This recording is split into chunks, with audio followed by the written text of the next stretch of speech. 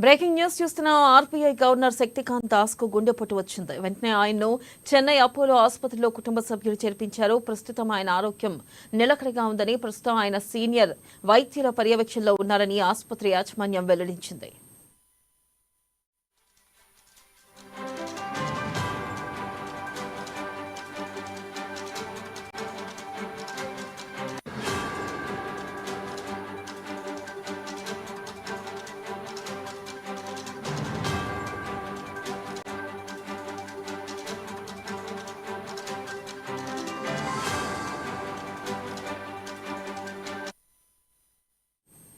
Breaking news చూస్తున్న RBI governor Shaktikant Das కు గుండెపోటు వచ్చింది. వెంటనే ఆయన్ను చెన్నై అపోలో ఆసుపత్రిలో కుటుంబ సభ్యులు చేర్పించారు.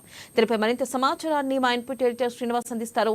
శ్రీనివాస్, చెప్పండి, ప్రస్తుతం ఆయన పరిస్థితి ఎలాగుంది, అప్డేట్స్ ఏంటి?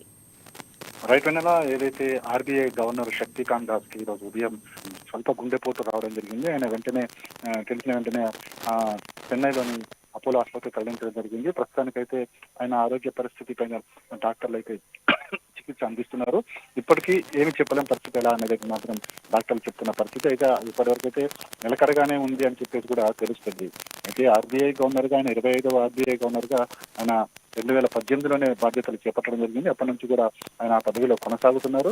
అయితే ఈ రోజు ఉదయం గుండెపోటు రావడంతో దీనికి సంబంధించి వైద్యులు వెంటనే చర్యలు తీసుకోవడం జరిగింది. ప్రస్తుత ఆరోగ్య పరిస్థితి అయితే నిలకడగానే ఉందని చెప్పేసి కూడా తెలుస్తుంది.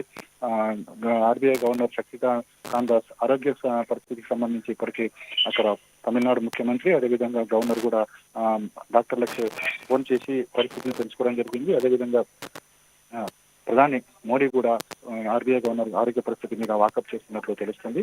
అయితే దీనికి సంబంధించి ఒక బులెటిన్ కొద్ది సేపట్లో అపోలో వైద్యులు అందించబోతున్నారు.